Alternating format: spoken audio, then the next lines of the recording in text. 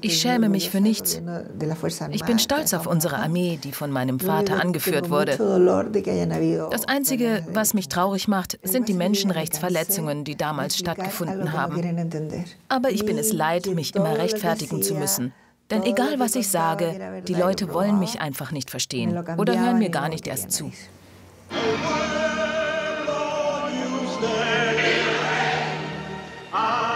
Posible la esperanza, hoy que la patria entera avanza junto a usted,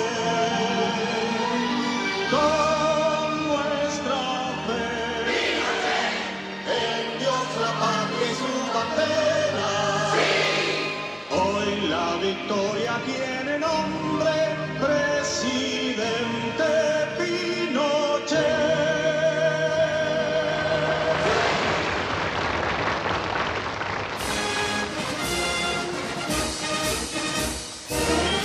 General Augusto Pinochet entmachtet 1973 Salvador Allendes sozialistische Regierung durch einen Staatsstreich. Das neue Regime geht ohne Gnade gegen seine Gegner vor. Mindestens 3000 Menschen werden ermordet und unzählige inhaftiert. Tausende werden gefoltert und Hunderttausende fliehen aus dem Land.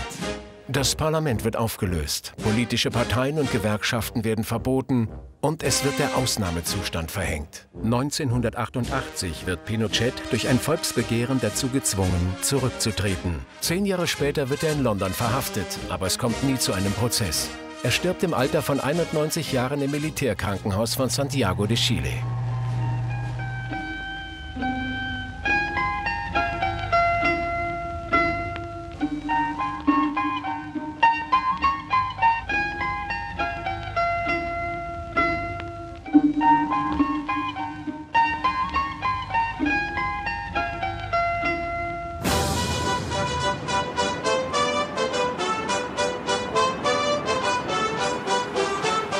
Heute ist Chile hinsichtlich des Pro-Kopf-Einkommens das reichste Land Lateinamerikas. Viele sagen, das wäre die Folge von Pinochets Wirtschaftspolitik.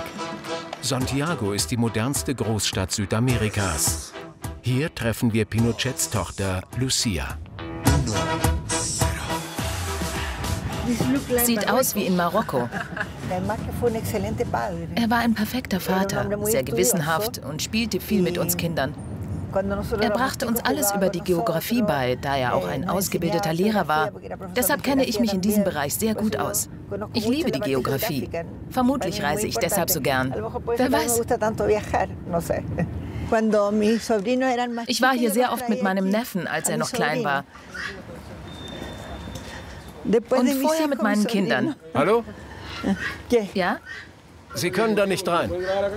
Wer sagt das? Der Vorstand. Seit wann? Schon immer.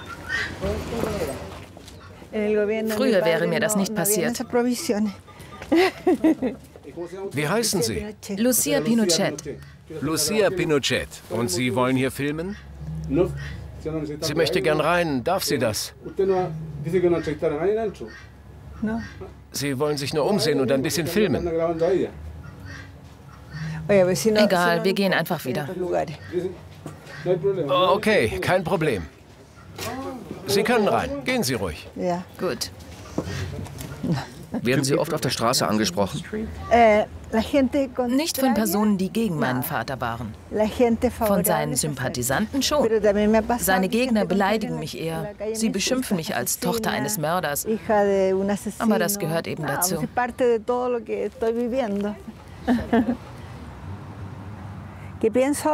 Was ich heute darüber denke? Schwer zu sagen, das ist schließlich 40 Jahre her. Die Realität sah völlig anders aus.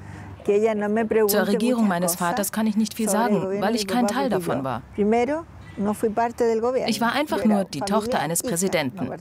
Und ich verteidige ihn, weil er in meinen Augen ein guter Vater war, der sich für sein Land aufgeopfert hat.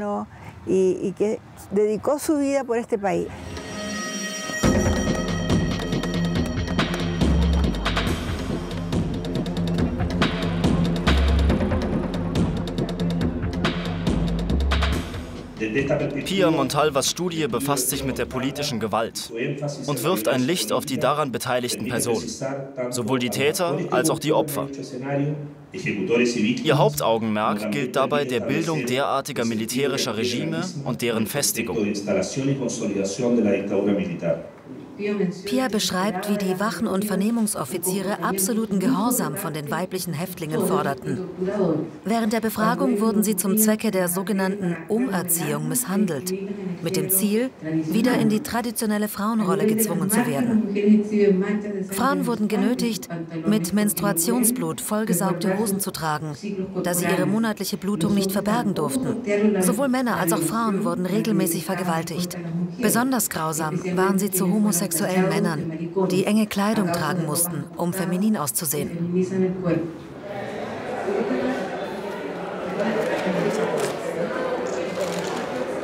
Danke sehr. Du wirst darin auch erwähnt. Ich weiß nicht, ob ich Lucia Pinochet eine Widmung schreiben würde. Das würde sich irgendwie falsch anfühlen, da sie zur Gegenseite gehörte. Ich habe keine Angst davor, sie zu treffen. Ich will es nur einfach nicht. Mein Bild von ihr wird sich bestimmt nicht mehr ändern. Die Hälfte der Bevölkerung glaubt nicht, dass diese Dinge wirklich passiert sind. Das mag sein. Die Lage hat sich etwas verändert, aber wir haben noch einen langen Weg vor uns. Es gibt viele rechtsgerichtete Leute, die auf ihrer Meinung beharren und sie sicher nicht mehr ablegen werden.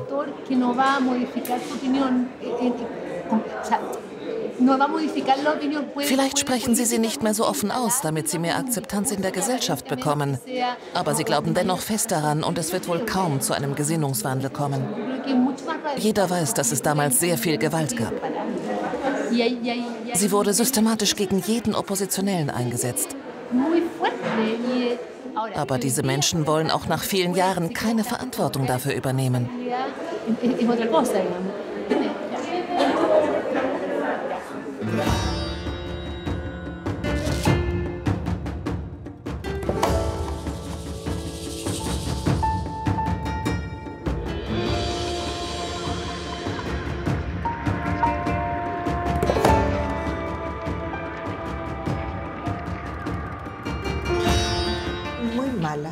Die Ära Allende war schrecklich für mich. Ich war damals schon zweifache Mutter. Mein erstes Kind kam 1969 zur Welt, mein zweites 1971. Ich ging damals auf die Universität. Großgrundbesitzer wurden enteignet, also gab es nur noch sehr wenig Agrarland. Und die Sozialisten horteten Lebensmittel, damit sie diese später zu höheren Preisen auf dem Schwarzmarkt verkaufen konnten. Mein Mann kaufte oft sozialistischen Regierungsbeamten Nahrungsmittel ab. Es waren sehr schwere Zeiten. Die Menschen waren aggressiv. Es gab kaum etwas zu essen. Alle hungerten. Man bekam keine Milch für seine Kinder, kein Benzin für sein Auto. Für mich persönlich waren diese 3 Jahre unter Allende ein Albtraum. Ich habe mir aus tiefstem Herzen gewünscht, dass er abtreten muss. Aber ich hätte nie damit gerechnet, dass mein Vater ihn dazu bringt.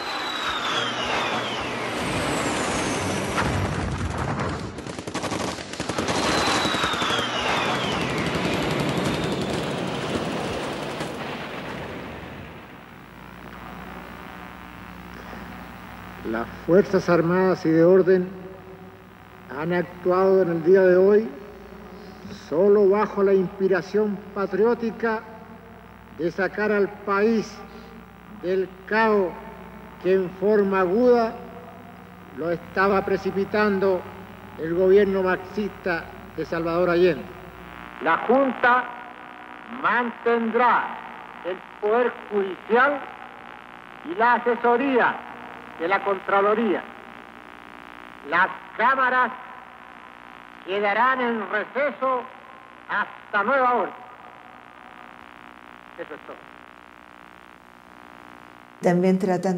Die Opposition hat verbreitet, dass das Militär nur aus reinem Eigennutz an die Macht kommen wollte und von den USA dazu gedrängt wurde.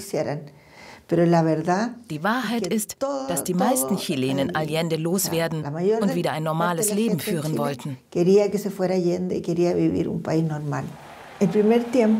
Zu Beginn verlangte die Militärjunta dem Volk sehr viel ab, aber diese Opfer waren wichtig für das Land.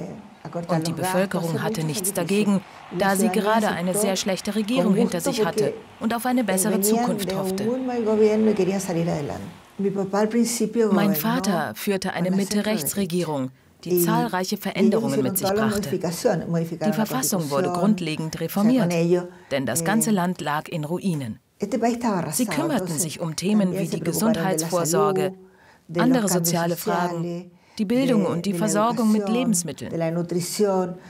Sie fanden ein ausgeblutetes Land vor und bauten es nach den Prinzipien eines Mitte-rechts gerichteten Staates wieder auf.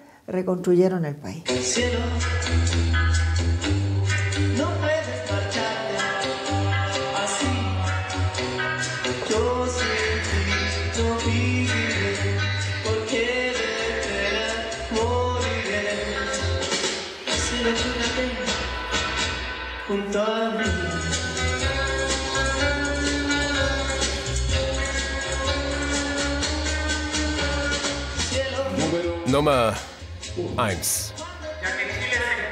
Nachdem Chile dem zerstörerischen Marxismus-Leninismus zum Opfer gefallen war, wird General Augusto Pinochet Ugarte zum Präsidenten der Militärjunta ernannt. Verordnung Nummer 3. Aufgrund des innerstaatlichen Chaos erklären wir hiermit, dass ab sofort im ganzen Land der Ausnahmezustand gilt. Weitere Verordnungen. Folgende Organisationen werden verboten. Die Kommunistische Partei, die Sozialistische Partei, die MAPU, die MIR und jede andere Organisation, die die Aktivitäten der Junta unterbinden will. Meine Mutter war ein Mitglied der Bewegung der Revolutionären Linken, die 1965 mit dem Ziel einer sozialistischen Revolution in Chile gegründet wurde. Diese Revolution sollte auf demokratischem Wege durchgeführt werden, notfalls aber auch mit Gewalt. Meine ganze Familie war in dieser Partei. Meine Mutter, meine Tante und mein Onkel. Sie glaubten an die Idee einer gerechten Welt. Viele ihrer Freunde und Familienmitglieder wurden während des Staatsstreichs getötet. Zum Beispiel die Eltern meiner Cousins und andere enge Verwandte.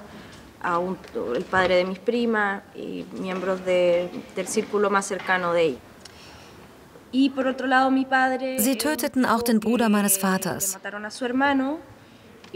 Daraufhin war mein Vater nicht mehr in der Lage, sich um mich und meine Geschwister zu kümmern. Er hat die Verschleppung und Ermordung seines Bruders nie überwunden.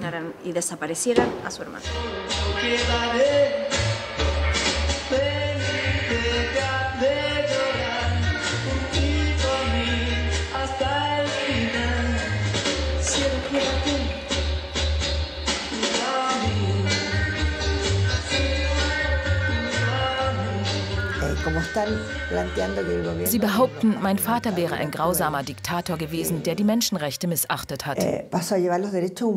Und dasselbe würde auch für alle rechtsgerichteten Politiker gelten. Die Rechte versucht sich heute neu zu erfinden und distanziert sich deshalb von jeglichen Personen, die mit meinem Vater kooperiert haben.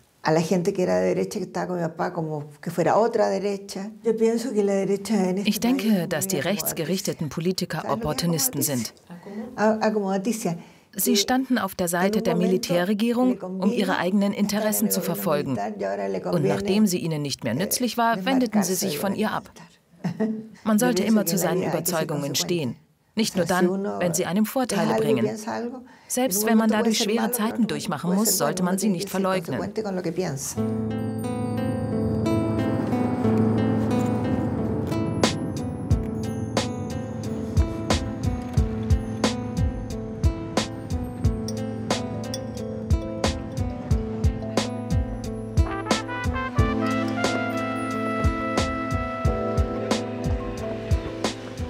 Filmen Sie mich etwa? Das ist der Geburtsort meines Vaters und hier ging er auch zur Militärschule. Er liebte Valparaíso.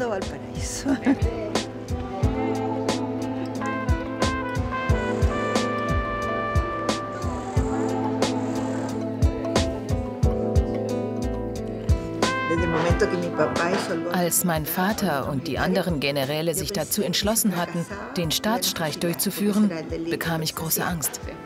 Ich wusste, dass sie exekutiert werden, wenn irgendetwas schief läuft. Ich hatte immer das Gefühl, dass sein Leben an einem seidenen Faden hing. Aber ich habe darauf vertraut, dass Gott ihn beschützen wird. Zu dieser Zeit gingen viele linksgerichtete Politiker nach Europa und verbreiteten dort Lügen. Sie sagten, der Rio Mapocho wäre voller Blut, das von den zahlreichen Mordopfern stammen würde. Es machten viele Geschichten die Runde, die gar nicht wahr sein konnten, da mein Vater erst eine Woche im Amt war. Trotzdem berichteten diese Menschen schon von Folterungen und ähnlichen Vorfällen. Ich hörte diese Gerüchte auch, aber ich wusste, dass sie nicht wahr waren. Ihr Vater hat sie nach Europa geschickt, da er Angst um sie hatte, weil es dort sicherer für sie war? Ja, das war der Grund. Meine Schwester begleitete mich, damit sich mein Vater keine Sorgen machen musste. Ich ging damals noch zur Arbeit, aber es herrschte totales Chaos. Niemand wusste, was passieren würde. Es war wie der Beginn einer neuen Zeitrechnung. Sehr aufregend. Ich ging zur Arbeit und um 17 Uhr musste jeder nach Hause gehen. Die Straßen waren wie leergefegt und morgens sah es nicht anders aus. Das war nötig, da immer noch bewaffnete Einheiten die Straßen kontrollierten. Das war sehr gefährlich.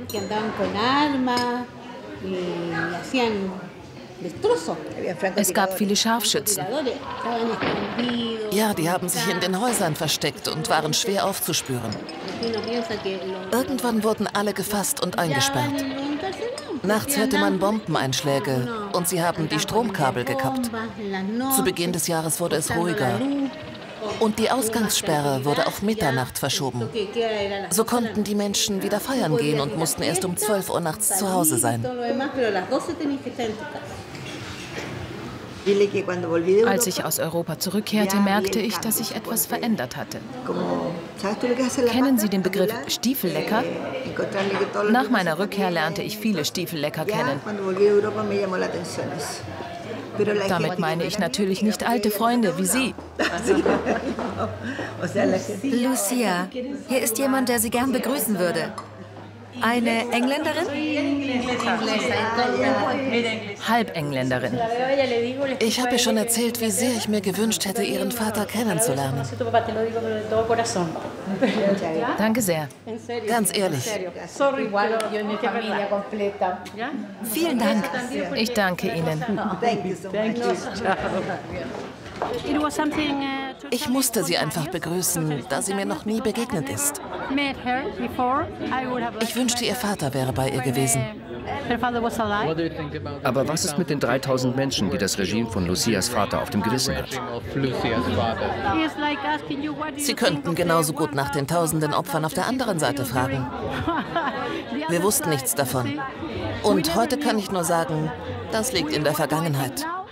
Man muss nach vorne blicken.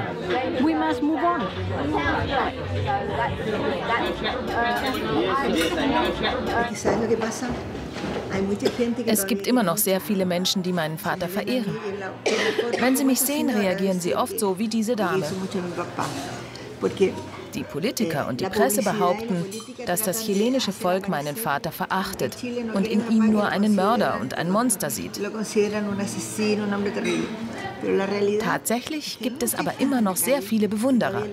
Sie sprechen es vielleicht nicht aus, zumindest nicht wirklich laut, aber es gibt sie. Und das sind sehr nette Menschen. Aber das sind Menschen aus dem Volk, keine Politiker. Politiker sind keine aufrichtigen Menschen. Es geht ihnen nur darum, Macht zu bekommen. Mit der Zeit habe ich erkannt, dass fast alle von ihnen Heuchler sind. Wenn sie ihre Position verlieren, suchen sie einen anderen Weg, um wieder nach oben zu kommen. Deshalb halte ich mich lieber an Familienfreunde. Mit Politikern habe ich mich nie eingelassen. Auch nicht, wenn sie mir geschmeichelt haben. Niemals. Papst Johannes Paul II. Hat Chile besucht und ich unterhielt mich mit ihm am Flughafen. Sein Spanisch war sehr gut. Ich bat seine Heiligkeit, für uns zu beten und bekam eine überraschende Antwort. Er sagte, wir sollten für ihn beten, da er allein ist. Später begriff ich irgendwann, dass Macht zu Einsamkeit führt.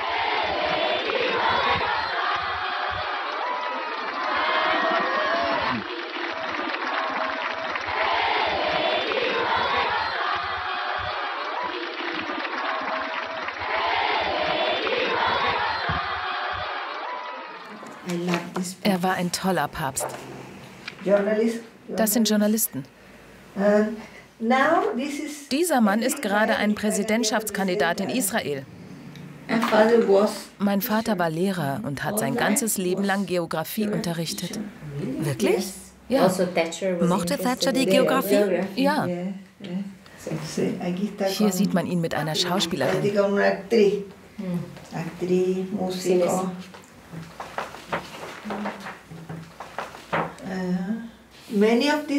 Viele dieser Menschen sagen heute, dass sie ihn nie mochten. Das ist ein Familienfoto. Das sind meine 3 Söhne. Mochte Ihr Vater Ihren Mann? Eigentlich nicht. Das ist mein Ex-Mann. Hier schüttelte er meinem Vater die Hand. Und später sagte er schreckliche Dinge über ihn. Er nannte ihn einen Diktator und sagte viele schlimme Sachen. Er sei ein Mörder.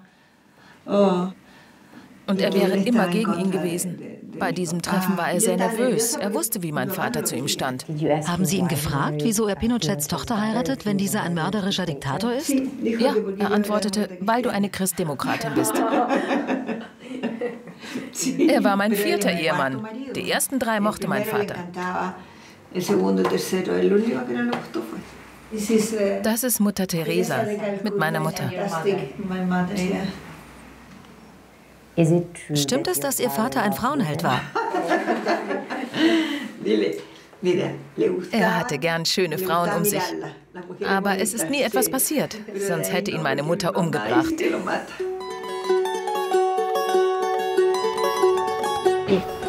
Angenommen, Sie wären nicht die Tochter eines Staatschefs gewesen. Wie wäre Ihr Leben dann verlaufen? Ich wäre eine normale Mittelklassefrau geworden. Mit einem Ehemann, Kindern, einem Haus und einem Auto.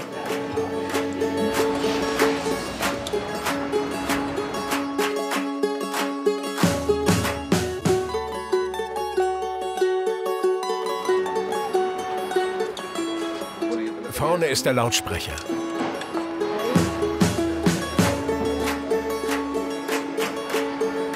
Ich würde sie gern aufhängen. Auf einem Ständer? Nein, an der Decke. Dafür brauchen Sie nur einen Haken. Und natürlich ein Stromkabel. Wie lange hatte er sie? Sehr viele Jahre. Hat er diese Halterungen angebracht? Ja, vermutlich für Glühbirnen.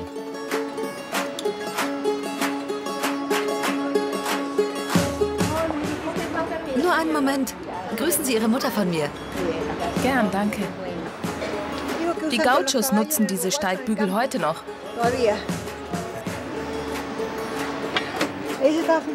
Hat das mein Vater signiert? Ja, er war bei der Einweihung einer Feuerwache anwesend und meine Freunde wetteten mit mir, dass ich mich nicht trauen würde, zu ihm zu gehen. Sie waren jung und hübsch, er hat sie sicher sofort entdeckt. Ich ging durch die Tür und direkt auf ihn zu, um ihn zu begrüßen. Er sagte zu seinen Leibwächtern, ist euch nicht klar, dass ich jederzeit umgebracht werden könnte? Ihr steht nur da und unternehmt nichts. Sie waren so schön, dass die Leibwächter nicht mehr klar denken konnten. Später gab er mir dann ein signiertes Foto von sich, auf dem er seine Uniform trug. Das stand lange Zeit eingerahmt in meinem Büro. Aber eines Tages schüttete ich Wasser darüber und es war völlig ruiniert. Daraufhin sagte mein Sohn, du hast deinen größten Schatz verloren, du alter Tollpatsch. Die Unterschrift ist verblasst. Hier erkennt man fast nichts mehr. Danke. Es war mir eine Freude, Sie zu sehen. Ich bin die Mutter von Freo de Cattanea, der am 4. März 1975 verhaftet wurde und nun verschollen ist. Ich bin die Schwester von Nicomedes Segundo Toro Bravo. Ich bin die Frau von Enrique Passiva La Vida, der verschleppt und inhaftiert wurde.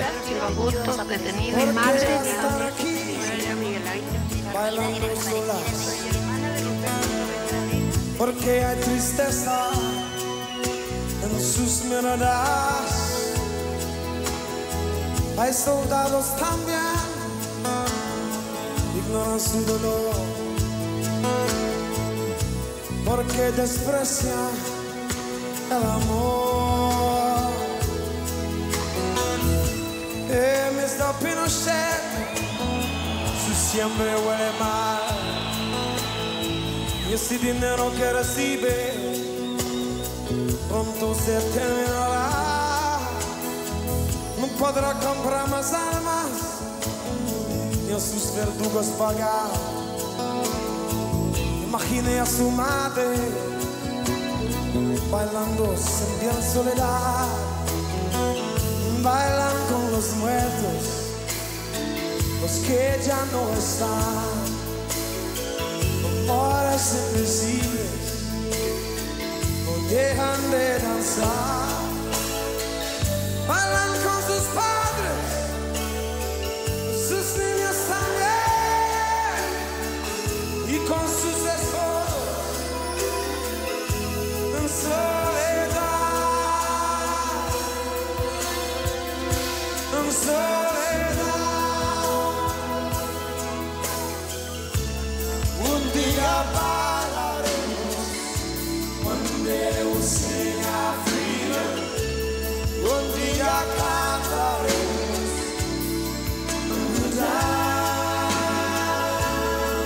día bailaremos, one day we'll sing our freedom. Un día cantaremos, un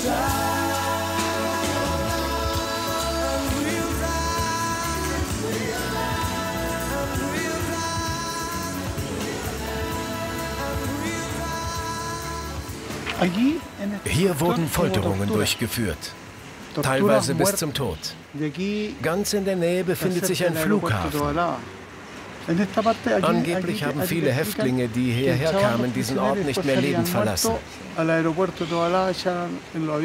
Ihre Leichname sollen direkt zum Flughafen gebracht und anschließend über dem offenen Meer abgeworfen worden sein. Pinochet sagte einmal, dass nichts in diesem Land ohne sein Wissen geschehen würde. Also wusste er, was vorfiel. Aber das würde natürlich niemals jemand aus der damaligen Regierung zugeben. Es gab so viele Tote.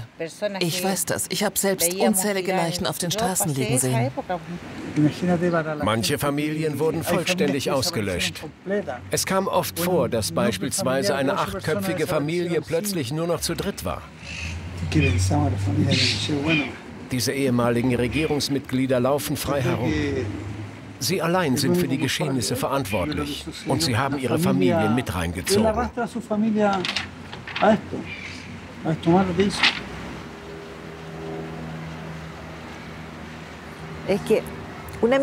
Ich war mit der Sekretärin von Señor Castillo befreundet. Castillo sollte Fälle von Menschenrechtsverstößen untersuchen. Eines Tages lud er mich zum Tee ein und sagte, dass er mit mir reden müsse. Er meinte, dass es einen Ort, eine Garnison geben würde, in der Häftlinge gefoltert werden. Ich sagte, dass ich ihm nicht glauben würde, aber er meinte, dass die Nachbarn Schreie gehört hätten. Ich bestand darauf, dass er mich dorthin führt. Mein Mann begleitete mich. Es stellte sich als Lüge heraus, da es dort gar keine Nachbarn gab. Dieses Gebäude war völlig isoliert. Ich ging zum Eingang und man fragte mich nach meinem Ausweis. Ich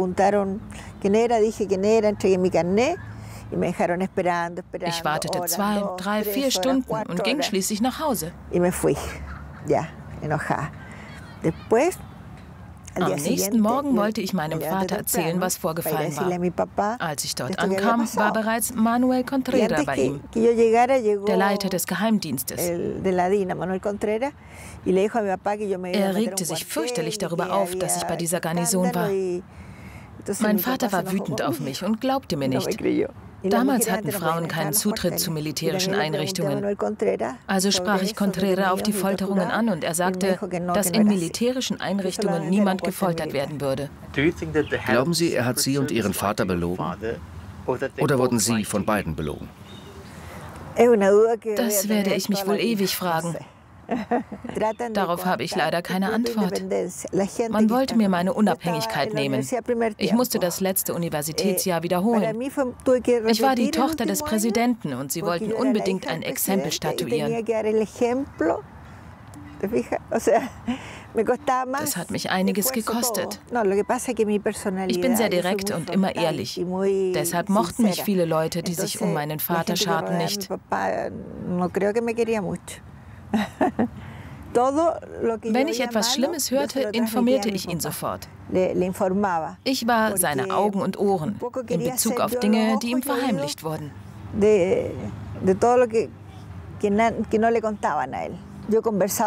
Ich habe mit vielen Leuten gesprochen, die im Nationalstadion in Santiago interniert waren.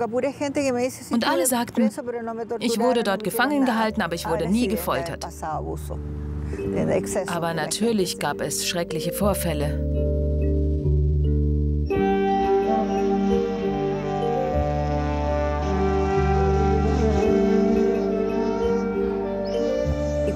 Ich habe geholfen, wo ich konnte.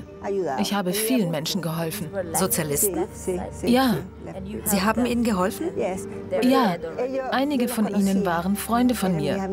Ich hatte viele sozialistische Freunde. Wenn zum Beispiel in ihrem Pass vermerkt war, dass sie nicht einreisen durften, habe ich mich darum gekümmert. Ich wollte, dass sie die Möglichkeit haben, kranke Verwandte zu besuchen. Wenn einer von ihnen verhaftet wurde, habe ich mich für seine Freilassung eingesetzt. Ich wollte nicht, dass sie verletzt werden. Solche Dinge eben. Vergessen Sie nicht, dass ich als Tochter keinerlei Macht hatte. Ich hatte nur die Macht der Menschlichkeit. Wer keine Soldaten kennt, wird sicher sagen, na klar, behauptet sie das einfach. Aber Militärs denken völlig anders. Sie sind naiv und keine guten Politiker. Die Politiker sind das eigentliche Problem. Sie lügen, streiten und sind intrigant. Militärs sind überhaupt nicht so.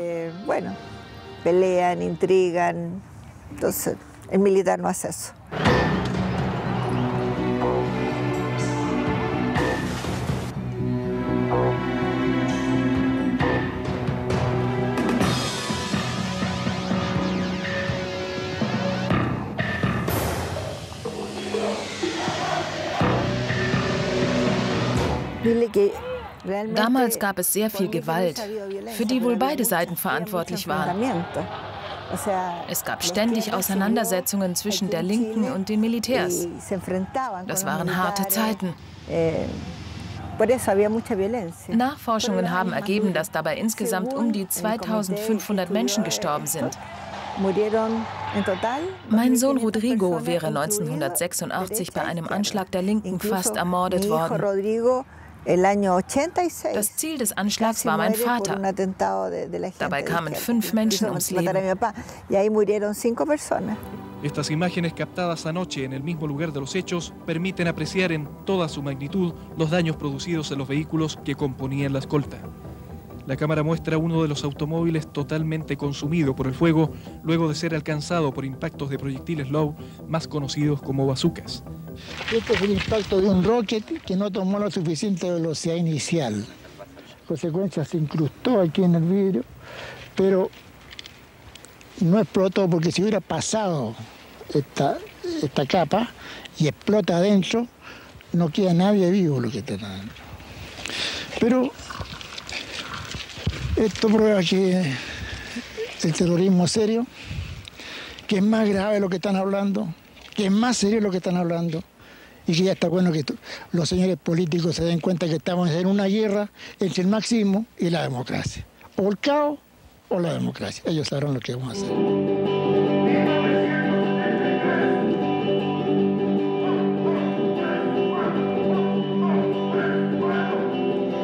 Ein weiterer Angriff. Verflucht seist du, Pinochet. Eine dichte schwarze Rauchwolke hüllt die Hauptstadt ein.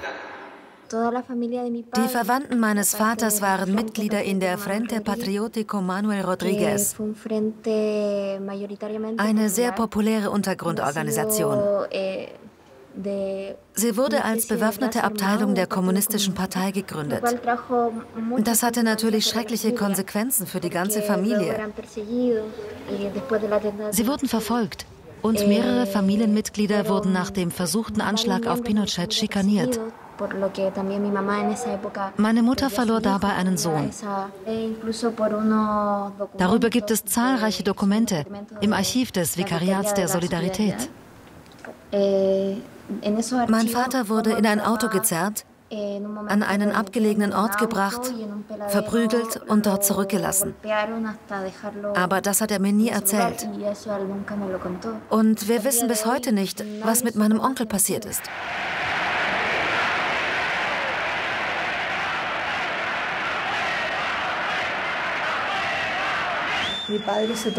Mein Vater leitete die Regierung gemeinsam mit weiteren Mitgliedern des Militärs.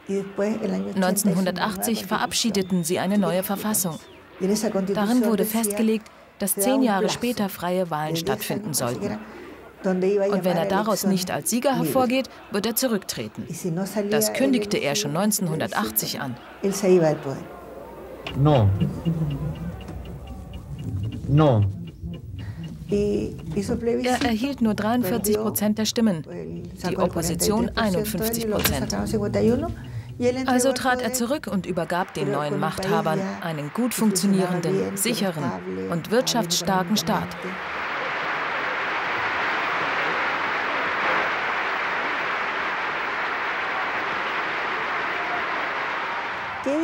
Welcher Diktator gibt seine Macht freiwillig ab?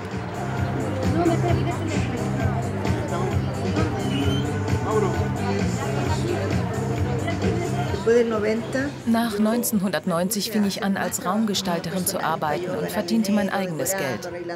Ich führte ein gutes Leben. Einige Jahre später erfuhr ich, dass mein Vater in London verhaftet wurde. Also war ich gezwungen, mich politisch zu engagieren. Ich wollte meinem Vater helfen.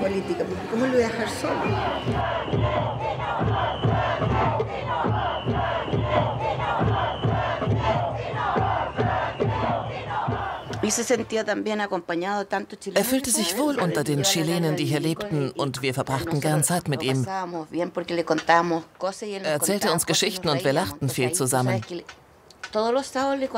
Wussten Sie, dass die Sozialisten Leute angeheuert haben, die Parolen schreien sollten? Man konnte von hier aus hören, wie sie brüllten.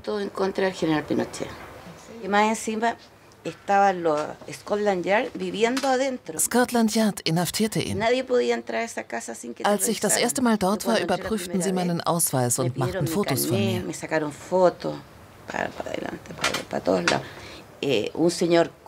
Dieser Mann, der einst der Präsident war und der Kommandant der Streitkräfte Chiles, saß nun in einer winzigen Zelle. Sie war nicht größer als dieser Tisch hier.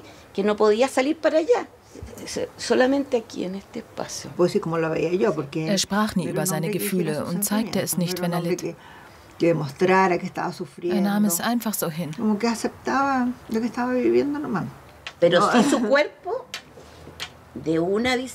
Jedes Mal, wenn ich ihn besuchte, sah er schlechter aus. Als ich das zweite Mal dort war, konnte er schon kaum mehr Treppen steigen. Er akzeptierte seine Lage und dachte nicht an seine Gegner. Sein Glaube an Gott half ihm in dieser Zeit. Er betete oft den Rosenkranz und las sehr viel in der Bibel.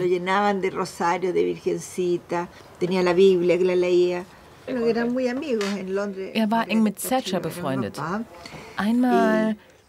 Warst du dabei, als sie auf dem roten Teppich die Karte gelesen haben? Nein. Sie unterhielten sich über die Geografie. Mein Vater fragte nach einer Landkarte, die man ihnen schließlich brachte. Dann knieten die beiden über der Karte. Das war ein lustiger Anblick. Diese beiden großen Persönlichkeiten knien auf dem Boden und sehen sich eine Karte an. Sie verstanden sich sehr gut. Sie war eine intelligente, sehr elegante und liebevolle Frau. Ich habe sie immer sehr bewundert. I'm very pleased you're able to be here. It makes a world of difference, obviously, to the general. It's a long time, 5 months, to be confined to a house. Als er in Chile ankam, sahen seine Gegner einen Mann im Rollstuhl, der kaum gehen konnte. Aber sie hätten ihn am liebsten tot gesehen. Und damit begann die Kampagne gegen ihn.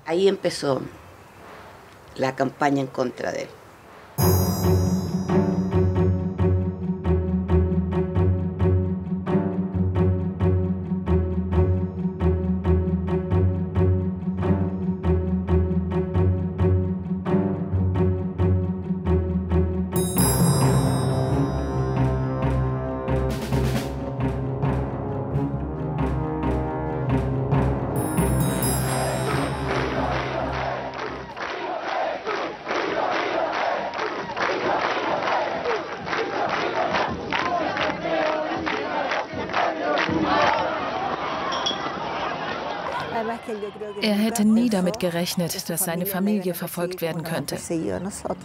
Schließlich hatten wir ja nichts damit zu tun. Niemand von uns hatte ein Amt inne. Aber was sie ihm nicht anhängen konnten, versuchten sie uns anzuhängen. Man unterstellte uns viele Dinge.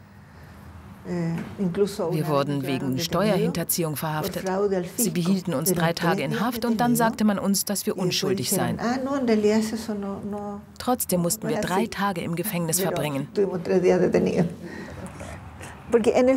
Er war in gewisser Hinsicht ein Diktator, aber er hat zur Entwicklung des Landes beigetragen und es später der Demokratie überlassen.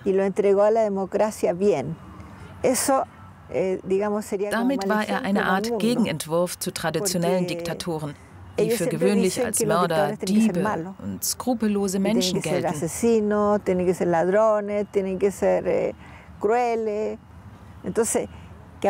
Menschlichkeit passt nicht in dieses vorherrschende Bild. Ich denke nicht, dass er von den Menschenrechtsverletzungen wusste. Er saß schließlich immer an seinem Schreibtisch und übergab viele Aufgaben an andere. Hat er jemals Reue gezeigt? Ja. Als er schon sehr krank war, schrieb er einen öffentlichen Brief.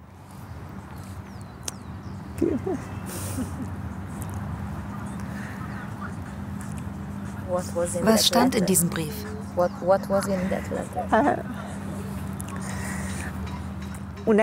Es war eine schriftliche Entschuldigung.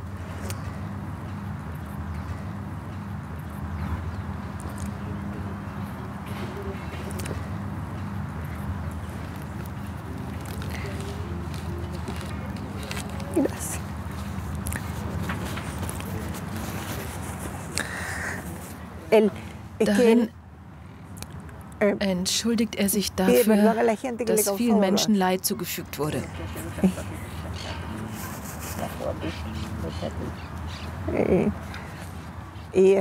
Und er beschreibt, was die Machtübernahme für ihn bedeutete.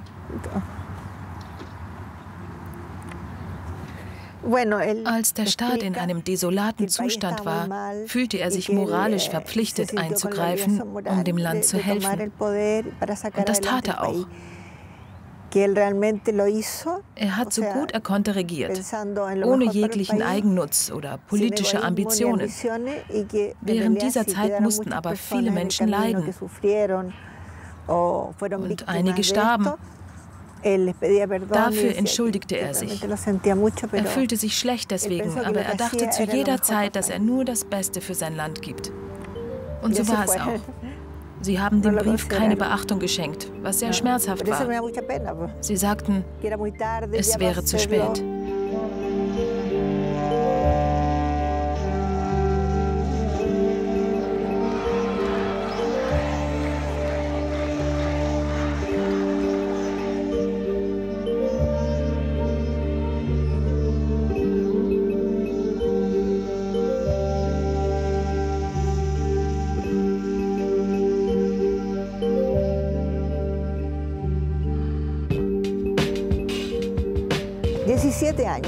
17 Jahre sind eine lange Zeit. Ich bin Christin und glaube an die Nächstenliebe. Deshalb bin ich entsetzt, dass viele Menschen ohne triftigen Grund inhaftiert wurden. Aber nicht alle Häftlinge waren Engel.